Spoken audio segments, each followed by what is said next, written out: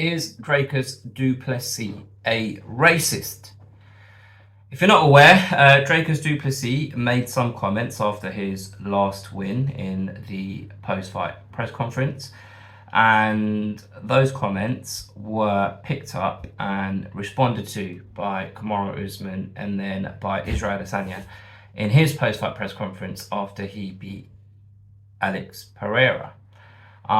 I wanted to spend some time talking about what Dricus du Plessis said and give my opinion on whether I think his comments were racist. Before I do that, my name is Rahul J-Chan. This is The Battle Camp. Thank you very much for joining me. If you're new to the channel, please do consider subscribing. So, I think a good place to start would be to listen to what Dricus du Plessis said, and hopefully you guys will be able to hear this. If not, I will definitely link this video in the description of my video that I'm going to post on YouTube. So here we go.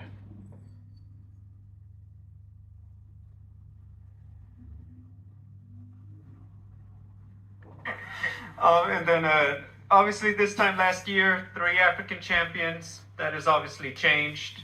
Is it a little does it bum you out? There's not as much gold potentially going back the next time they go, or do you see this as an opportunity? Now you do get to be the guy if and when they show up to Africa. Well, I mean, did those belts ever go to Africa? As far as I know, it came to America and New Zealand.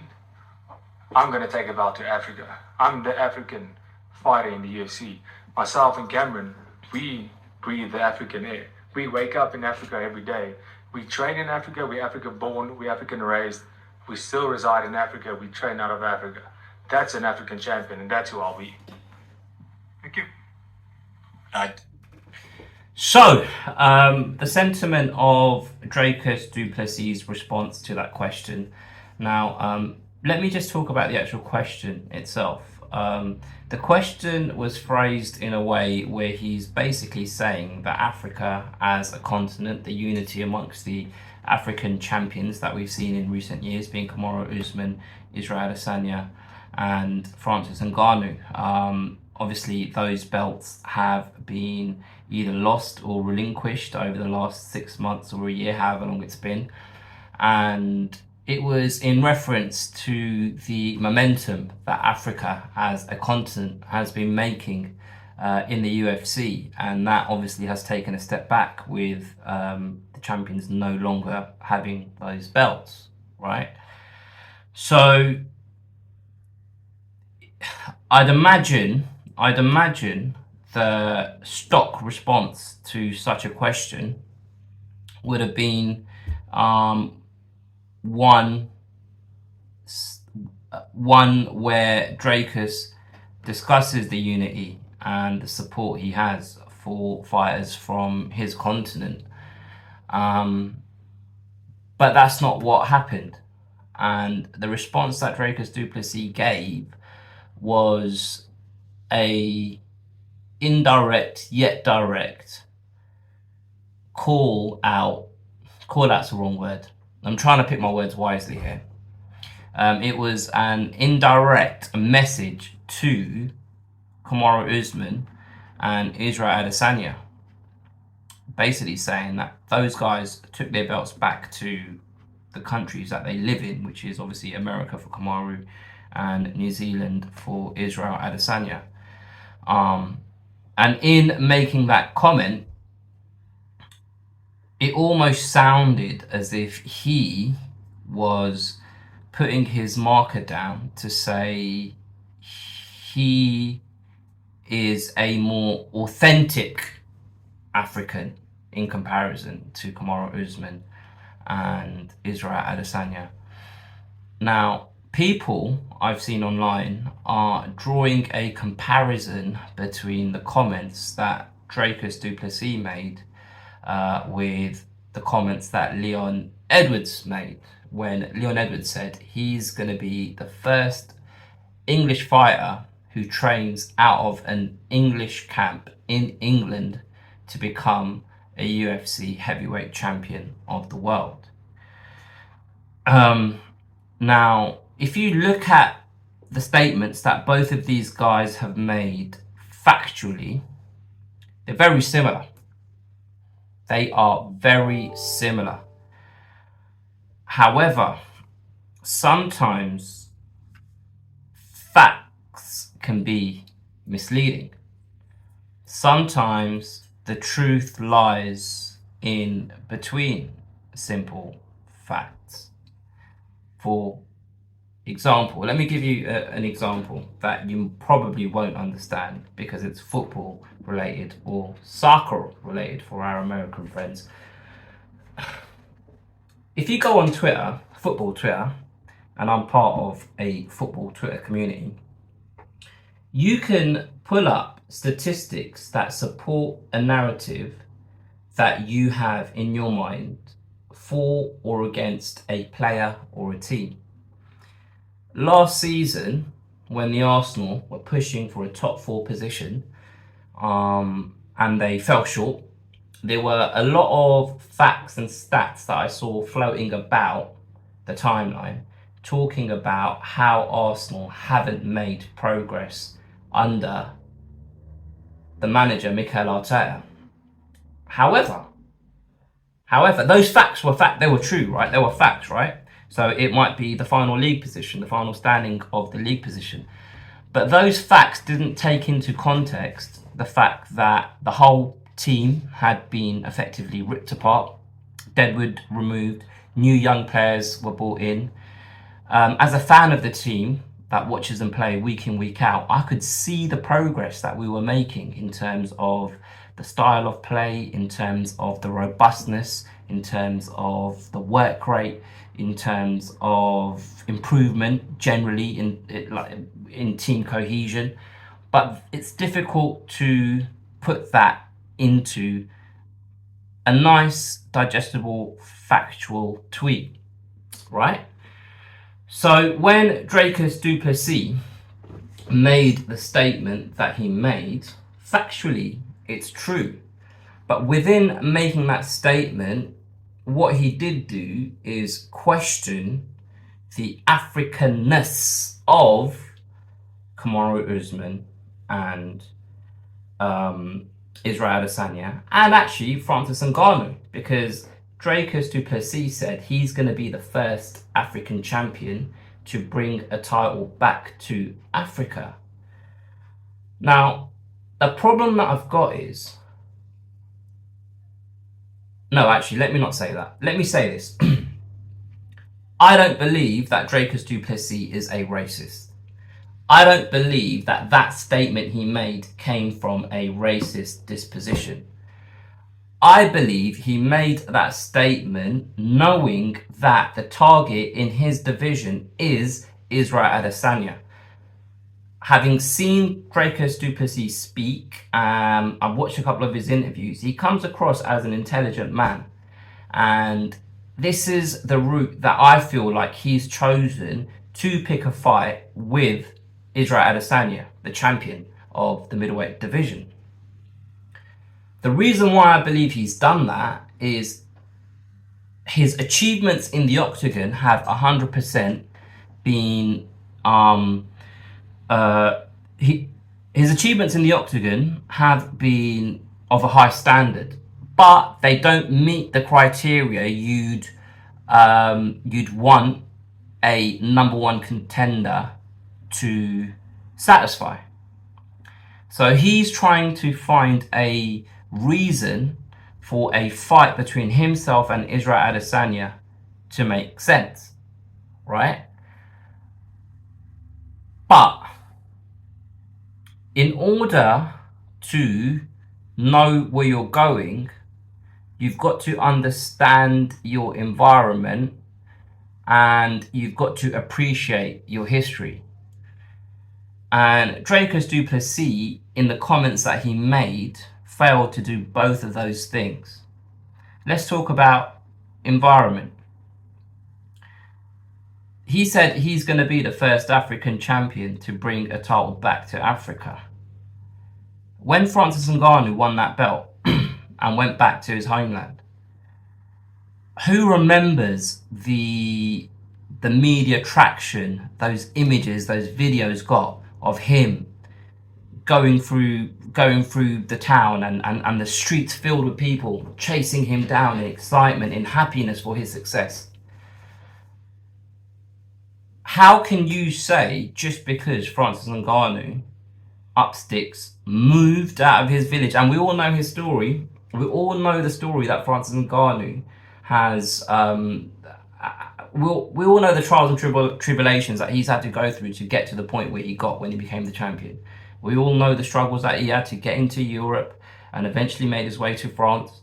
We all know what he had to, the hurdles he had to overcome to get to where he got to in the end. And that in itself was part of the victory being celebrated by the people in his homeland. Just because someone no longer lives in a place, it doesn't mean that their connection to that land has been removed or diminished. Like, my dad right now is watching a game of cricket. If you try and tell him that he's not Indian because he's been living in the UK since the 70s, that won't go down very well with him.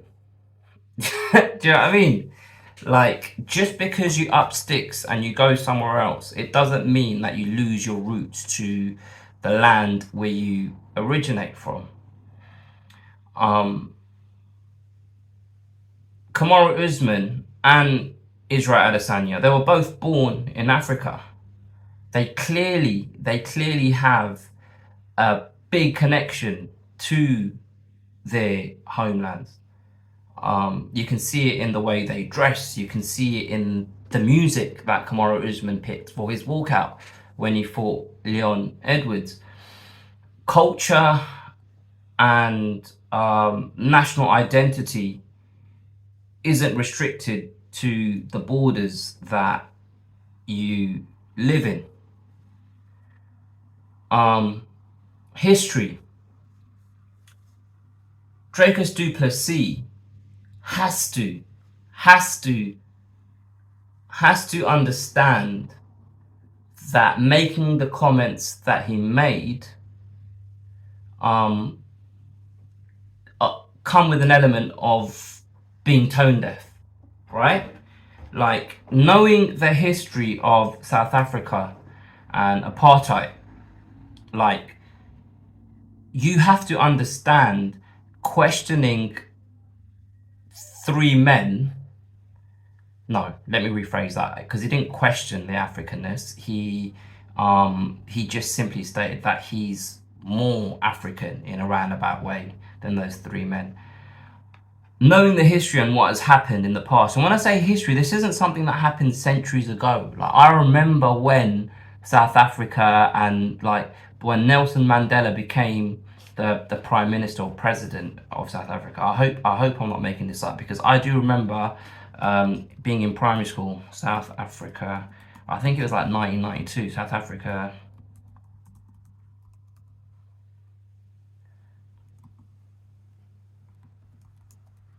(1994), because there was a Rugby World Cup around that sort of time as well.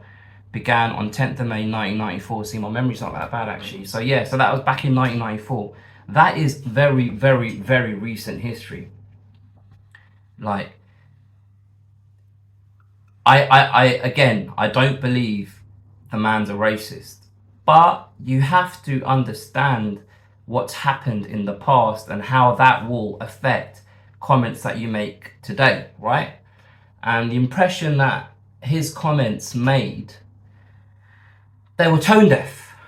His comments were tone deaf because of the history of the land that he lives in. I heard people talk about, oh, if it was a black man that said that, people wouldn't be taking this out of context.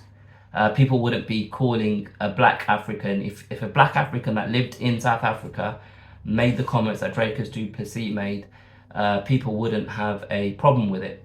I feel like the men themselves, Israel Adesanya, Kamaru Usman, Francis Ngannou, they would question comments like that, but I genuinely do believe that they 100% have more of an issue with these comments given Dricus du Plessis' skin colour. And to be honest with you, I believe they are well in their rights because of that history that I've just mentioned. Like, I've worked with South Africans in the past, right? And I've worked with South Africans that have all different heritage. I've worked with English South Africans, where their family were originally from England. I've worked with Afrikaans South Africans. I've worked with just black South Africans. I've worked with mixed race South Africans.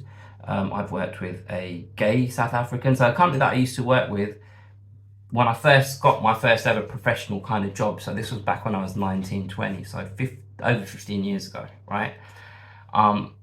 They had a lot of South African staff members, and it was a different time. So this was what, back in 2007, 2008, something like that. It's the only time in my entire life where someone has made racist comments to me. Like, I've never experienced, especially at work, sorry, let me rephrase that. At work, I've never experienced, in the office, in a professional environment, I've never experienced any racial slander. I've heard jokes from people that I get along with, that I'm good friends with, that were close to the edge, but I know in their heart they don't mean it that way, right? It just came out wrong. But the only time in my life where someone has made blatant racist comments to me just happens to be a South African. And I really, really, really dislike that guy. And let me give you an example, right? I remember, I used to work on a building site, and we used to go in the office and change from your trainers or your shoes into your work boots. And I was changing my shoes this one day, and I had a pair of England socks on. They had like the England flag on it, I had England written on it. And the guy goes to me, oh, you shouldn't be wearing those. You shouldn't be wearing those socks. What are you wearing those for? You should be wearing India socks. That was the first thing. And that was a little bit like, oh, hold on a minute. And then I remember we were walking out of the building site, and they used to have security there, and then we used to have our rucksacks with our laptops in there and stuff like that. We were walking out talking, and then the security guards used to do random checks on people every now and again. And then they chose him this one time. And I just walked out, and then he came out, and he's really pissed off. He goes, why did they pick me for the security check? They should have picked you. Like, you're the one. And I was thinking to myself, what do you mean you're the one? Like, why am I the one? And then obviously I knew why he was saying it, what he was getting at.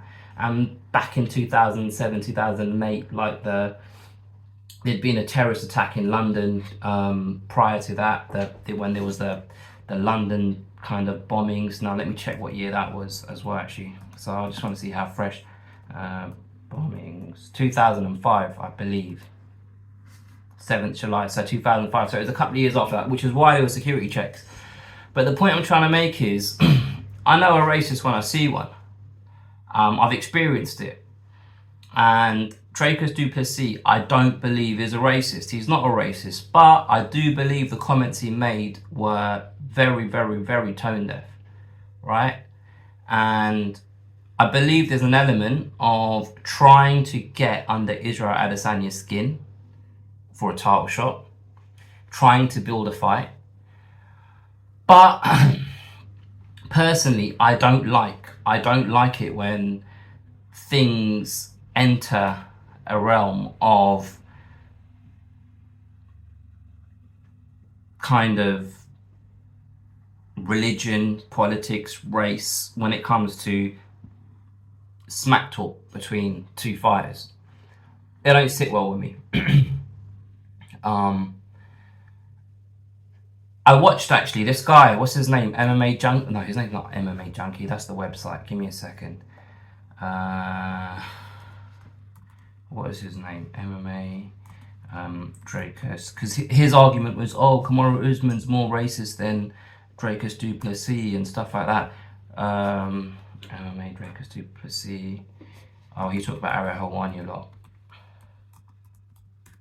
speaking of Ariel Helwani, I listened to the Dricus du Plessis interview.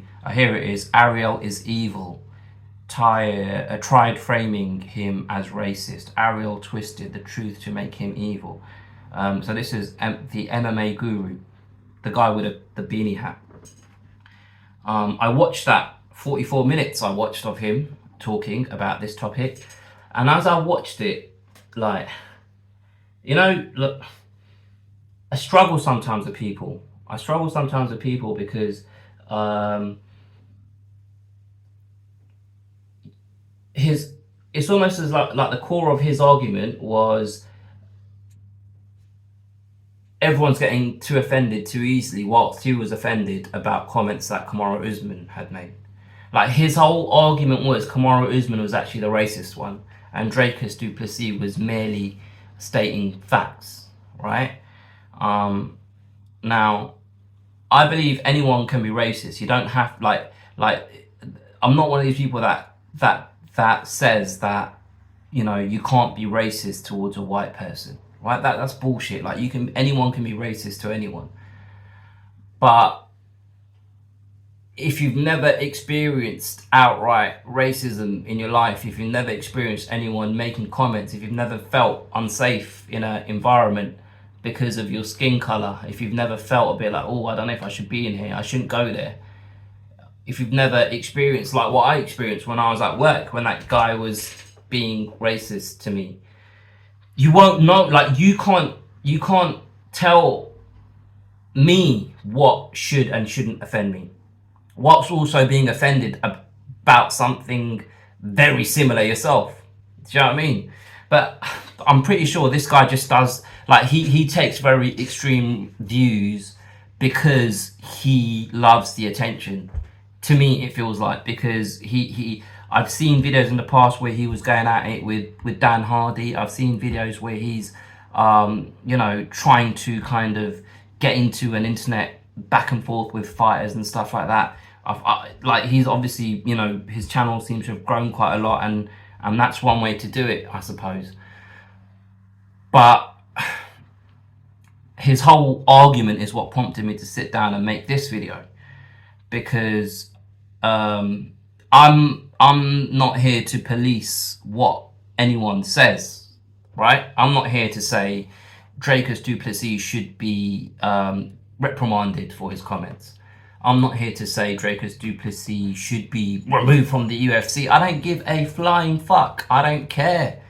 I believe his life should stay as it is, and I believe he should continue fighting the way he fights, and I believe he should be allowed to be who he wants to be. I believe he should be able to express himself exactly how he wants to express himself. But I believe that we should also be allowed to react to what he said. I believe we should be allowed to have an opinion on his comments. And I feel like I've shared my opinion on what he said. And I can sympathize, I can empathize, I don't know which word is the right one in this context. I can understand why Kamaru Usman was offended. I can understand why Israel Adesanya was offended, because he was, like, in his post-fight press conference, he wasn't, you could tell he was the comments coming from Dricus du Plessis didn't sit well with him, right? But all of this is by the by, really, because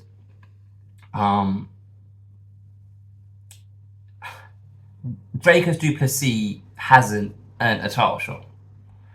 And going off of what I've seen of him in the octagon, if he ever does step in there against Israel Adesanya, I believe it will be a very, very, very long night for Dricus du Plessis. But it is what it is, man. Like I say, final statement. I don't believe he's racist. I don't believe he was trying to be racist. I believe he was trying to offend an individual, to tease him into a fight.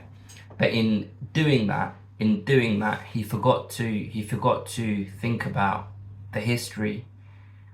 He forgot to consider the environment that he's in, and he forgot to think about the fact that what he's saying might not be the most thought out statement in the world. Anyway, this has gone on way longer than I wanted it to, so I'm going to leave it there. Feel free to share comments below whether you agree with Dricus du Plessis, whether you don't. Feel free. I'm not here to try to make a conversation go in a direction that only agrees with what I've said. Right? I've shared my opinion. Everyone is entitled to their opinion. However, do not write racist stuff in the comments, because I'll delete those.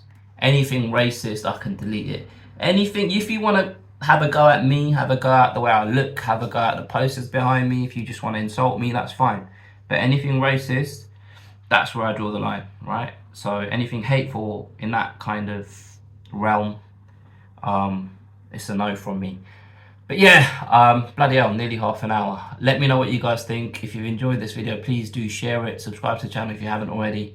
And I don't know if I've said this. but I do feel like I need to say it. Watching Dricus du Plessis with Ara Hawani yesterday, I believe he spoke really well, right?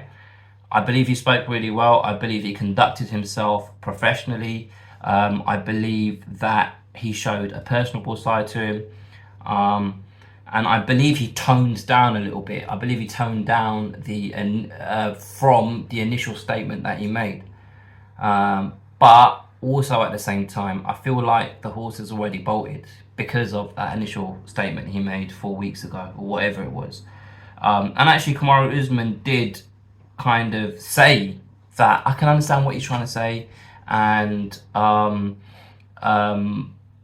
but he needs to be more mindful, and I think that's very important. Like, I don't feel like he's a villain, Dricus du Plessis. I don't feel like he should be, you know, I don't believe there should be any repercussions for his comments, but I do believe that it's important for him to see a different perspective and understand why the comments that he's made might be a position or opinion that he might wanna reconsider. But yeah, anyway, those are my thoughts. Like, comment, share, subscribe, all of that good shit. I'll catch you guys on the next one.